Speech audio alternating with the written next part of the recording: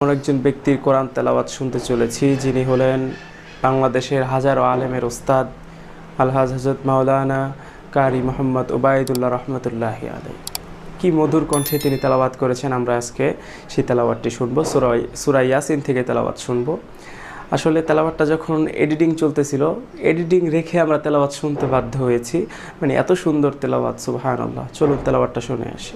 কারি ওবায়দুল্লাহ .24 ইসলাম প্রচারের অগ্রযাত্রায় অভিনন্দন সকল মুসলমান ভাইদের। চ্যানেলটি সাবস্ক্রাইব করে আমাদের পাশে থাকুন, ধন্যবাদ। سورة ياسين مكية وهي 83 آية و5 ركوعات. أعوذ بالله من الشيطان الرجيم.